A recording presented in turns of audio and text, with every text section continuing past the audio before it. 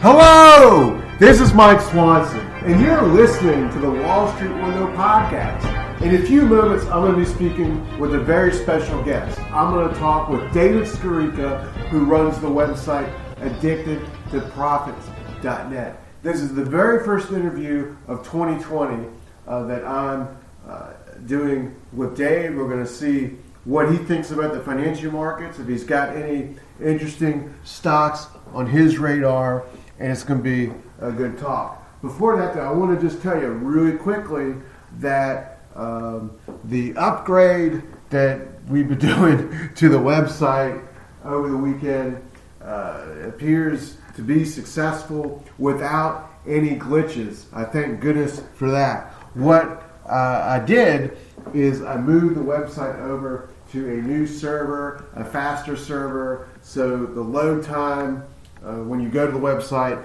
should be much quicker now than it was in the past. And even if you're using a mobile phone to access the site, it's been one big drawback or fault of mine, so to speak, is I'm not really an internet phone person. I don't really like to use the internet on my phone, much less trade through apps. And that's made it so the website is designed for people like me that primarily use desktops and not the younger generation that's on the phone 24/7. So you're trying to kind of give things a little bit of an upgrade for them so it can be more accessible through not just desktops now, but mobile phone devices and other gizmos that people use today. So all that said, let's get on to talk and with Dave. One quick break first, and on to Dave.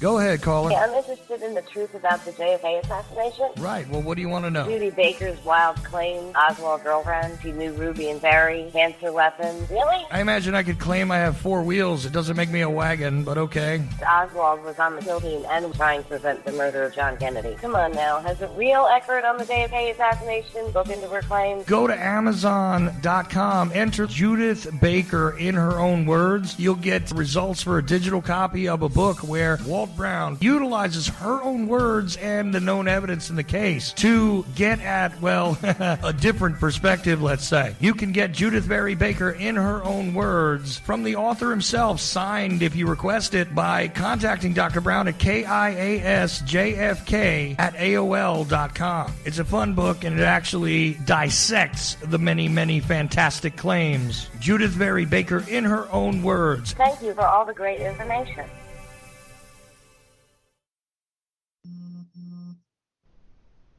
Hi, how you doing, Dave? Hey, how you doing, Mike? Yeah, it's been a couple months actually since we last have done a podcast, and now it's 2020. We saw gold rally into the year, then it seems to be pausing, consolidating, but the stock market has basically been going up at a 45-degree angle since the Fed began that repo operation in October, and it's just the stuff of Iran and Trump didn't make it go down, didn't affect it much at all, and it seems like the sky is the limit. What are your thoughts on what's happening? Well, I think when you look at what's interesting about what's happened in this bull market is you've had all this stuff happen, right? Like Brexit was going to end it, and then Trump getting elected was going to end it. He was going to start a trade war, and then the impeachment was going to end it. And then you talked about Iran. There was going to be World War III. And I think in a way, okay, you can say the market's irrational in terms of how high it's trading, the valuation. But I think in a way, the market also has been telling you, hey, none of these things are really going to escalate. And that's exactly what the case has been, right? So it's kind of interesting seeing all that. And, just the market relentlessly going higher. So I really don't think any of those geopolitical things are going to derail it. And if you look at a lot of crashes, and I'm not saying we're going to crash tomorrow, but I think we're getting now really crazy in terms of the parabolic moves in the markets, how expensive the market is. how exuberant people are getting. But if you go look at it, 29, there was really no one piece of news. Like 2008, you can always point at Lehman, right? But 29, there was none. 87, there wasn't. When the Nikkei crashed in 1990, there wasn't. So that one thing about all these things is a lot of times the markets just kind of crash on their own, right? And sorry, I'm just getting another call, but so ignore that sound. Anyhow, that's kind of what my opinion is. We're not going to crash. We're not going to have an event that causes the crash. Probably what's going to do it is, I think where the systematic risk is this time is, quite frankly, where the risk is this time around is all the ETFs and all the one-sided trades. And if you go look at it, like Apple's the most owned stock I've ever seen of any stock ever, right? And everyone I know owns that stock. Well, not only they own it, the diamonds own it, the spiders own it, the QQQs own it, because Apple's in all three of those indices, right? So I think what the passive investing thing is really going to be the big thing this time around, because once people start selling the ETFs, markets go down, they panic. Well, they all own the same ETFs, and the ETFs own the same stocks. I think that's actually the risk more than like some geopolitical event. Well, are you saying or worried then that this is going to happen or start to happen soon? Well, if you want, I can give you a couple charts to post under this. And I posted, David Skarica as my Twitter feed. And so Twitter, / David Skarica. And I posted a couple charts in a recent tweet. And there are the three companies, TDG, which is aerospace company, MCO, which is, Moody's finance company, and Apple, which is the most, like I said, widely owned stock. And they're 10-year charts on a linear scale, and they're completely parabolic. Like they look like Cisco or Microsoft or Nortel did back in 1999, 2000. So I'm getting worried now because, I was bearish in 2015, 2016. We had a couple corrections then, but it didn't lead to anything major. And I wasn't actually bearish at all last year. Last year probably was the least hedged I've ever been going or been probably the last 5-6 years going into the fall, because I just didn't feel like anything was going to happen. But now I'm getting worried because of, again, the parabolic nature of these charts and the one-sidedness kind of bullish sentiment in the markets. Well, despite that, though, I think you'd agree that at the moment, I would say there's no sign that the top is in. I think at the moment, no. Like, I think we did get a top here, and I was telling you off record, what's interesting, if you look at 1987, for example, the market had an initial top in March, a small top, correction, and then blew off in the summer. But all the sentiment readings actually hit those extremes in that March top. So what I would think that is if we have a short-term top here in the next month or two, all of the sentiment stuff that you see, put to calls, investors' intelligence, it's probably going to hit the extreme now. And then if we got a pullback and then like another move higher, that could be the final top, that probably wouldn't hit the extremes that you're seeing now in terms of bullish sentiment. But this is somewhat nearing the end. And I think one reason I'm not thinking that this is like the Nikkei in 89 or the NASDAQ, you get like a first quarter top, NASDAQ in 2000, or gold in January 1980, is because if you go look at a lot of these other markets, like emerging markets, commodities, gold and precious metals, even cannabis stocks, which were really hit last year, a lot of these sectors are actually just starting to break out of bases or breaking out of long-term trading ranges. And it's almost like if we see this final kind of blow off higher into the summer or fall, it's almost like they're almost going to participate and maybe even lead in that final move. And if you look at gold back in the mid 80s, gold stocks from after the market bottomed in 1984, there was a correction after the big move from 82 to 84. That move from 84 to the 87 top, gold stocks actually didn't participate until about late 1986 to mid 1987. And I think we're kind of seeing the same thing here, where it looks like the gold stocks are participating with the market, maybe in that final rally higher. Now, I think it's going to be different that if we do get some kind of bad bear market, I'm not going to predict a crash because those are too hard to predict. But if you did get something like that, is that, the Federal Reserve is going to get so aggressive and so dovish and print so much money and drop rates back to zero, probably after gold and gold stocks fell with the market in a bust, they would really just go crazy afterwards, But that's the feeling I have, that right now, if we assume the market's going to be, I'd just say, okay for the next 6 months, that the commodities and some other markets will lead the way, will beat the market. And last year, the GDX gold stock ETF went up 37%, while the S&P 500 went up about 28%. And some of the small cap miners really did incredible. I know a lot of our listeners are familiar with Aftermath Silver, but it, went to close to 50 cents just a few weeks ago and was below 10 cents in June.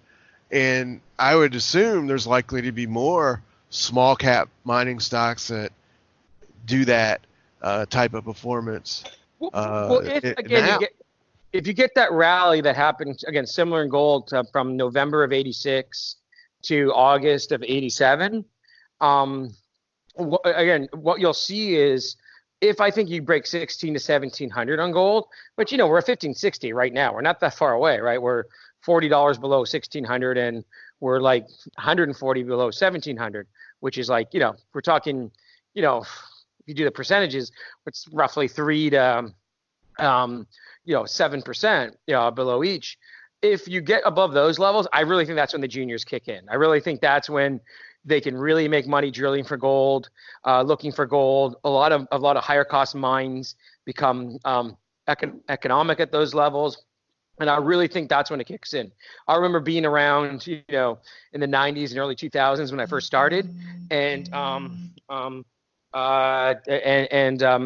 basically I was looking at mid 400s then. And when gold broke up above 425 to 450 in 2003, we had a huge 4-year bull market in the juniors and in the gold stocks in general. So. Well, are there any other small cap mining stocks that you're watching now that look interesting to you?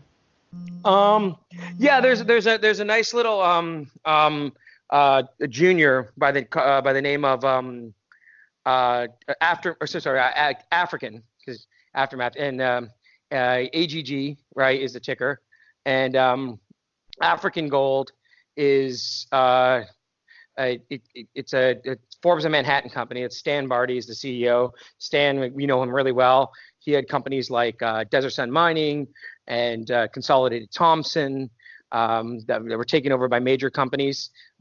Desert Sun by Yamana, Consolidated Thompson by Cliffs Natural Resources.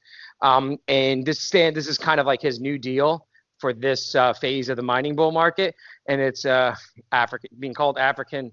It is a production deal in Africa. And they're just drilling up the mine. They're increasing the resources. They're looking to put this thing into production, and that's kind of Stan's bread and butter, where he takes maybe a mine that used to be in production or a mine that's got some potential, and then what he does with it is they drill it up, put it back into production, and then usually sell it off to a major. So, and that stock had a nice move late last year, but it's kind of fallen back down to 20 cents. So I think at 20 cents, I've been picking away at it. I think it represents some excellent value down here at 20 cents. So that's one I really like. And again, you go look at again the resource, the fact that this is production are going to be production. It's a pretty good deal down at these levels.